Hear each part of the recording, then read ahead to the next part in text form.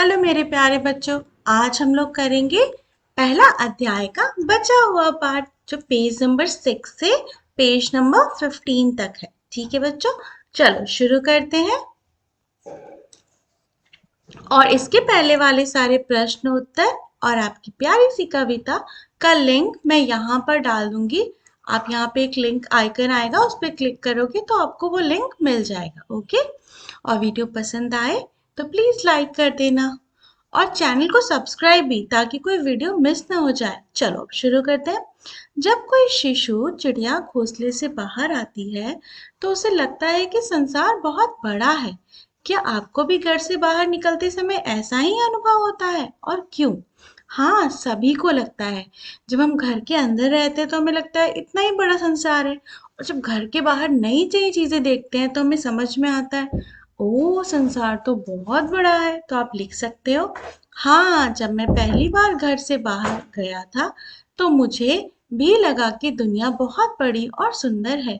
मुझे नई नई चीजें देखने को मिली, जैसे लोग, गाड़ियां, दुकानें, पार्क और आसमान में उड़ते पक्षी।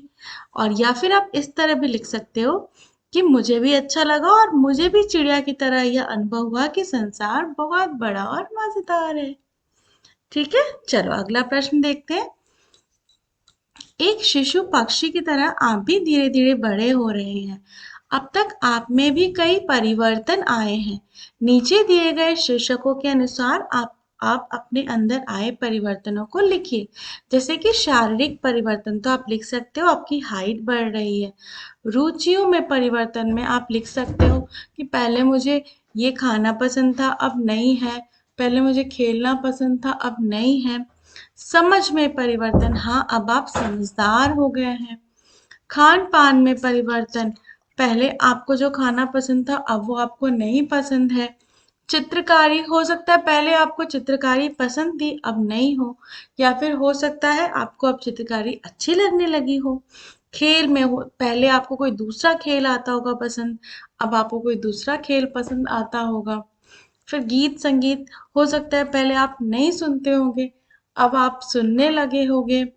पढ़ना लिखना, हो सकता है पहले आपको अच्छा लगता होगा, फिर आप सोचते होगे अब नहीं पढ़ना, बोर हो जाता है पढ़ना।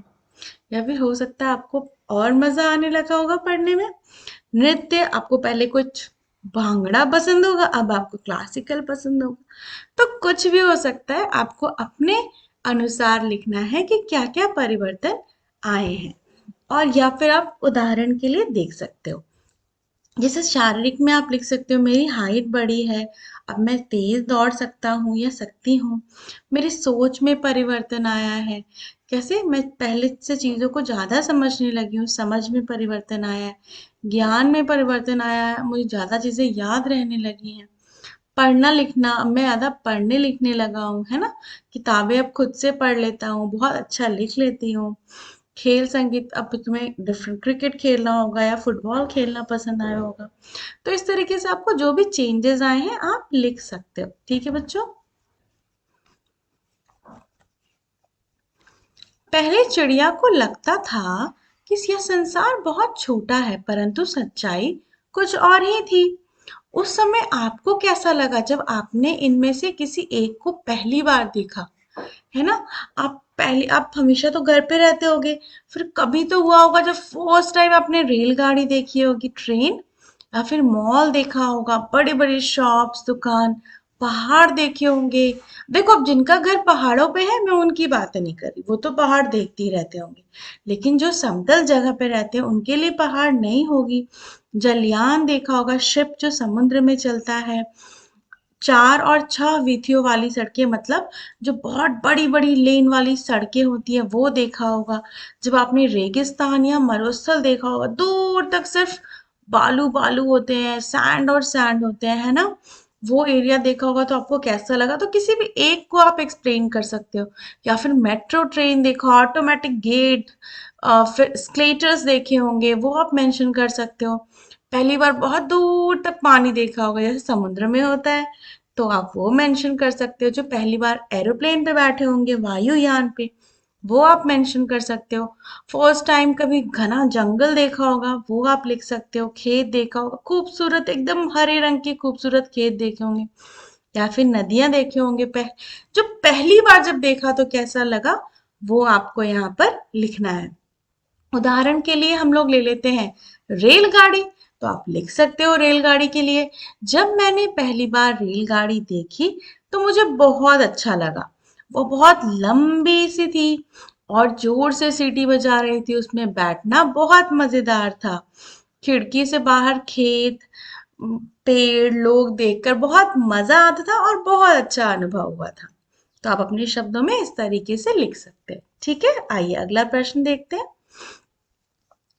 नीचे दिए गए चित्रों को ध्यान से देखिए। चित्र से मेल खाती कविता की कुछ पंक्तियां उदाहरण के रूप में दी गई हैं। अब कविता की उपयुक्त पंक्तियों से रिक्त स्थानों की पूर्ति कीजिए। देखो, यहाँ पे चिड़िया क्या कर रहा है, हवा में उड़ रहा है। तो इससे रिलेटेड जो है वो पंक्तियां क्या है, आखिर जब मैं आसमान में उड़ी दूर तक पंख पसार, तभी समझ में मेरी आया, बहुत बड़ा है यह संसार। तभी उस चिड़िया को समझ में आया कि यह संसार बहुत बड़ा है। अब यहाँ पिक्चर में देखो तो यहाँ पे चिड़िया क्या है, अंडे के अंदर है। तो फिर वो क्या बोलेगी, याद करो सबसे पहले लाइन, सबसे पहले मेरे घर का अंडे जैसा था आकार, तब मैं यही समझती थी, बस इतना सा ही है संसार। ठीक है, चलो आगे देखते हैं। ये कविता बहुत प्यारी है बच्चों, इसको याद कर लीजिएगा। देखिए, कविता की पंक्ति है, आखिर जब मैं आसमान में उड़ी दूर तक पंख पसार।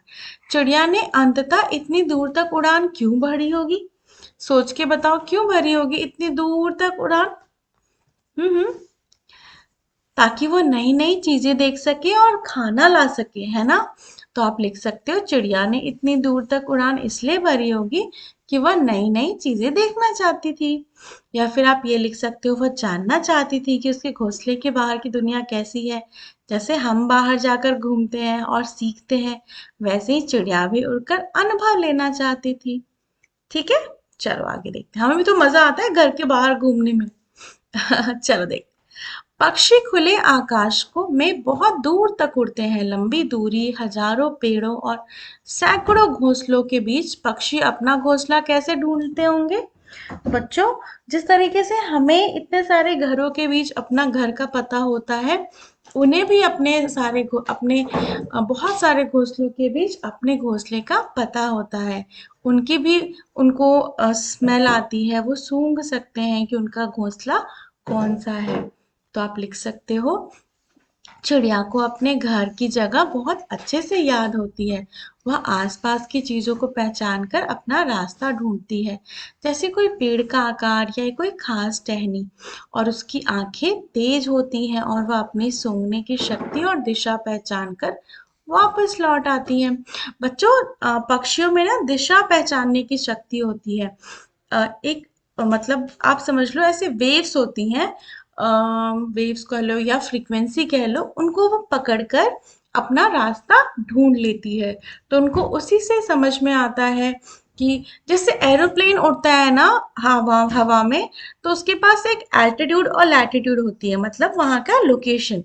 उसी तरह चिड़िया को भी लोकेशन पहचानने की शक्ति होती है, वो वैसे पहचान लेती है। चलो आगे देखते हैं। पक्षियों के आकाश में उड़कर जाना उड़कर जाना कि संसार बहुत बड़ा है। पक्षियों ने जब आकाश में उड़ा, तब उनको समझ में आया कि अरे संसार तो बहुत बड़ा है। हमारे पूर्वजों को यह बात कैसे पता चली होगी, बताओ। आपके पूर्वजों कहने का मतलब है बच्चों, आपके पापा के पापा, आपके पापा के दादा, उनके दादा, है ना, वो हमारे पूर्वज हैं। तो उनको कैसे पता चला होगा, तो उन्होंने ट्रैवल किया था। दादा लोग पहले पैदल डंडा लेकर बहुत दूर दूर तक ट्रैवल कर लेते थे, तो उनको पता चल चल जाता था कि अरे दुनिया तो बहुत बड़ी है। पहाड़, नदी, वो वॉक करके जाते थे, मतलब पैदल ही घूमते रहते थे हर जगह। तो उनको समझ में आता, या फिर घोड़े से वो लोग घूमते थे। तो वो बहुत दूर दूर तक घूम कर ही जाने, मतलब उन्होंने भी घूम कर ही जाना है, कि दुनिया बहुत बड़ी है। तो आप लिख सकते हो कि हमारे पूर्वजों ने पहाड़ों पर चढ़कर, नावों से नदी समुद्र पार करके और दूर दूर की यात्राएं करके जाना होगा कि संसार बहुत बड़ा है। जैसे जैसे वे नए नए स्थानों पर गए, उन्हें पता चला कि हर जगह लोग, जानवर और प्रकृति अलग अलग है। चलो आगे देखते हैं। जब आप कहीं बाहर जाते हैं तो घर के बड़े बूढ़े आपको कुछ निर्देश देकर भेजते हैं। क्या पक्षियों के माता पिता भी उन्हें उड़ने के पूर्व कुछ निर्देश देते होंगे? यदि हाँ, तो वे क्या निर्देश हो सकते हैं? आपके मम्मी पापा क्या निर्देश देते हैं कि बच्चों किसी अनजान से कुछ लेकर खाना मत, किसी के साथ मत जाना। उसी तरह उनके पक्षियों के मम्मी पापा भी उन्हें बोलते होंगे कि कोई अनजानी चीज मत खा लेना, कहीं किसी जाल को देखकर दूर रहना, किसी और के घोंसले में मत चले जाना, और उनको रास्ता भी बताते होंगे। तो आप लिख सकते हो हाँ, ऐसा हो सकता है। चिड़िया के माता पिता अपने बच्चों को सिखाते होंगे कि कहाँ उड़ना है, किन चीजों से बचना है और भोजन कहाँ मिलेगा। वे शायद चहचहा कर उन्हें संकेत देते होंगे, जैसे हमारे बड़े लोग बोल कर बताते हैं। ठीक है, आइए कल्पना की उड़ान। अब देखो इसमें इमेजिनेशन है कि आप मतलब आपको इमेजिन करना है और मजा लेना है। जैसे हर कोई चाहता है कि पक्षी बन के उड़े, है ना। हर कोई पक्षी बनकर आकाश में उड़ना चाहता है। कल्पना कीजिए कि आप खुले आकाश में पंख फैलाकर उड़ रहे हैं। कोई पहाड़ों के ऊपर उड़ रहा है, कोई समुद्र के ऊपर, कोई क्रिकेट मैच देखते हुए उड़ रहा है, तो कोई विवाह के भोज का आनंद लेते हुए उड़ रहा है। आपको कल्पना करके कक्षा को बताना है कि आप ऊपर से नीचे क्या क्या देख रहे हो। अपनी प्रस्तुति को उसी तरह सुना सकते हो जैसे खेलों में आंखों देखा हाल सुनाया जाता है। मतलब मैं पहाड़ों के ऊपर से उड़ रहा हूँ, मुझे चारों ओर ऊंचे पेड़, झरने और सरोवर दिखाई दे रहे हैं। ठंडी हवा अच्छी लग रही है, अरे वाह अब तो बर्फ भी दिखने लगा, या एक सफेद चादर की तरह लग रही है और मैं इसका भरपूर आनंद ले रही हूँ। तो बच्चों इस तरीके से आप इमेजिन करके सुना सकते हो। ठीक है, आइए अगला देखते हैं। उड़ान की परिस्थिति आपको क्या मेंशन कर रहा है? परिस्थितियां जैसे पहाड़ पे हो, समुद्र, उसका किनारा, जंगल, रेगिस्तान, मैदान, गांव, नगर, बारात, विभिन्न खेल प्रतियोगिताएं, विद्यालय, मेला, बाजार, चिकित्सालय, चिड़ियाघर, स्थानीय त्योहार आदि हो सकती हैं। आप कुछ भी मेंशन कर सकते हो कि मुझे ये दिख रहा है, ये इतना अच्छा लग रहा है। ठीक है, और आपको टीचर बताएंगे कैसा कैसा और क्या क्या लिख सकते हो। चलो आगे देखते हैं। ओके, यहाँ हमारे पास है आकार प्रकार। कविता में अंडे जैसा था आकार, है ना। अंडाकार कैसा होता है? ऐसे अंडे जैसा, दैट इज अंडाकार। तो नीचे दिए कुछ चित्र दिए गए हैं जो अलग अलग आकृतियों के हैं। चित्रों के नीचे उनके नाम लिखने हैं और इस कार्य में अपने शिक्षक की सहायता भी आप ले सकते हैं। जैसे ये क्या है बताओ? इंग्लिश में इसको हम सर्कल पढ़ते हैं और हिंदी में इसको क्या कहते हैं? गोल, या इसको वृत्त भी कहते हैं। ये क्या है? स्क्वायर, है ना। तो स्क्वायर को हिंदी में कहते हैं चौकोर। ये क्या है? रेक्टेंगल, रेक्टेंगल को हिंदी में कहते हैं आयत। और ये क्या है? ट्रायंगल, इसको हिंदी में कहते हैं त्रिकोण। ओके, चलो आगे देखते हैं। देखो भाषा की नकल। फिर मैं निकल गई शाखों पर, हरी भरी थी जो सुकुमार। कविता में इस पंक्ति का में सुकुमार एक शब्द आया है। यह सु और कुमार के मेल से बना है, जिसका अर्थ है कोमल या कोमल अंगों वाला। आप भी इस प्रकार कुछ नए शब्द बना सकते हैं। जैसे आपको क्या सु का उपयोग करना है, ये शब्द का उपयोग करना है, यहाँ पे शब्द बनाना है और यहाँ उसका अर्थ लिखना है। ठीक है, अब देखो सुयोग्य, तो सुयोग्य, सुयोग्य मतलब योग्य के लायक। सुयश मतलब अच्छा यश। सु ये क्या है? कर्म, तो यहाँ पे कर्म लिख दोगे आप। ठीक है, उससे सुवास, सुदर्शन लिख दोगे यहाँ पर, और फिर उसके मतलब इस तरीके से आप लिख सकते हो। ठीक है, रुको मैं इसको इरेज कर देती हूँ।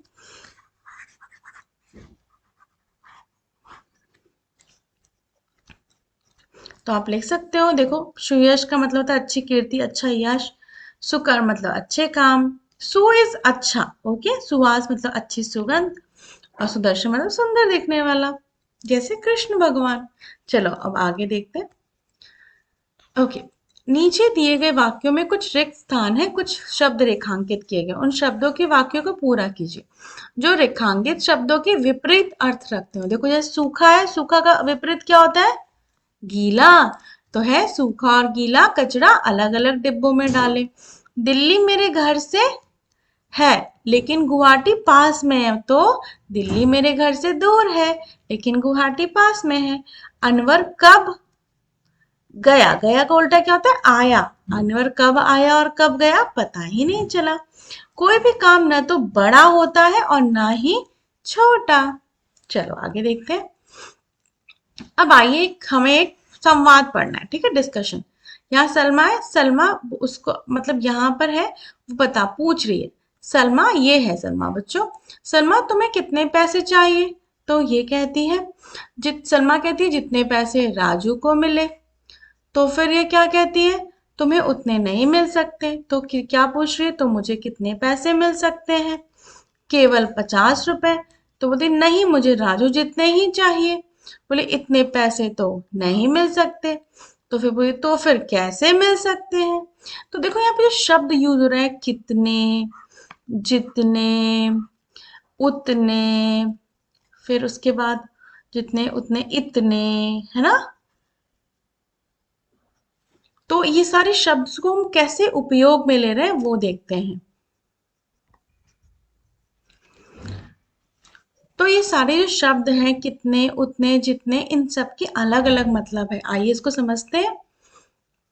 देखो, इतना सा, उतना सा, जितना सा और कितना सा वाक्यों में प्रयोग कीजिए, उनके अर्थ भी समझाइए, फिर आपको राजू जितने रुपए मिल जाएंगे। अब नीचे दिए गए शब्दों से वाक्य बनाकर सलमा की सहायता कीजिए। सलमा को मदद तो करना पड़ेगा। चलो अब देखते हैं। इतना सा, इतना सा का मतलब थोड़ा सा।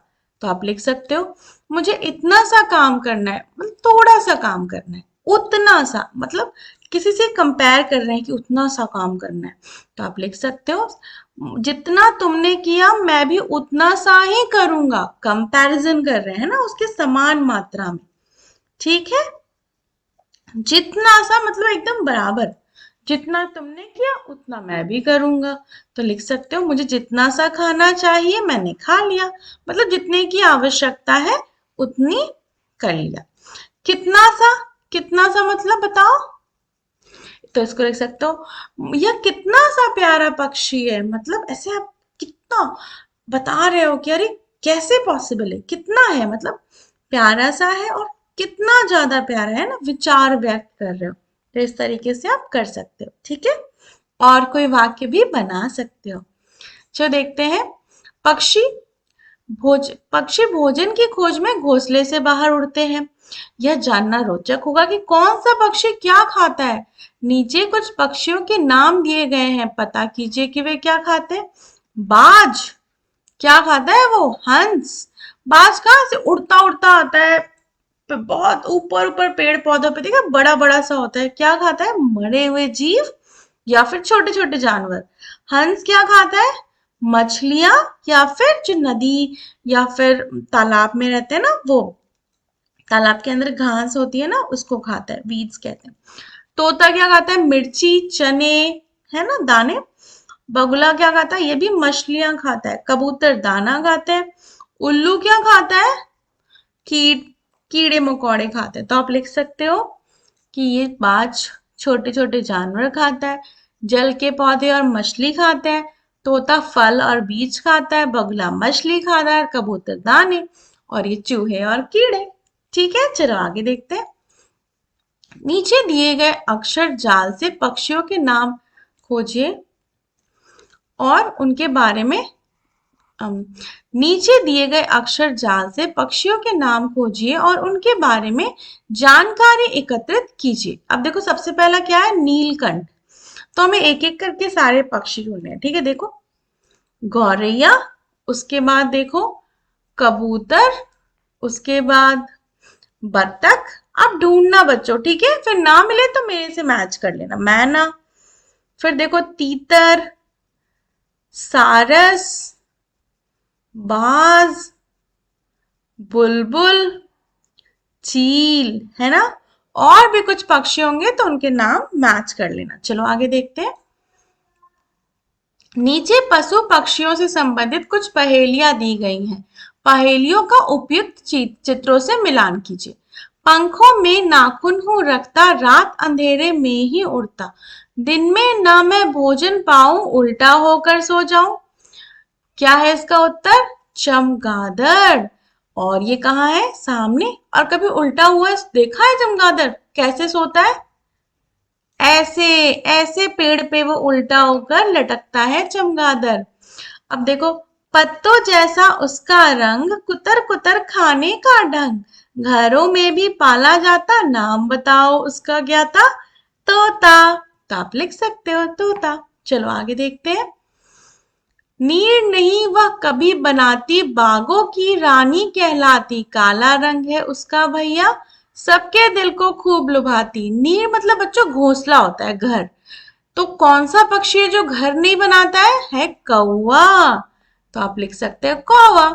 अब देखो, दिन भर सूरत नहीं दिखाता, रात को लांचे भरता है, और समझता ऐसे जैसे सूरज उससे डरता है। इसका उत्तर होगा उल्लू। देखा है ना, रात रात में ही उल्लू उड़ता है, दिन में नहीं उड़ता। और जो बच्चे रात में जगते हैं ना, उनको हम उल्लू ही कहते हैं। चलो आगे देखते हैं।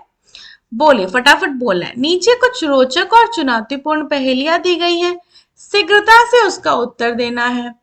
परिवार हरा, हम भी हरे, एक थैली में तीन चार भरे, बताओ इसका उत्तर क्या होगा? मटर। अब देखो, एक लाठी की अजब कहानी, उसके भीतर मीठा पानी।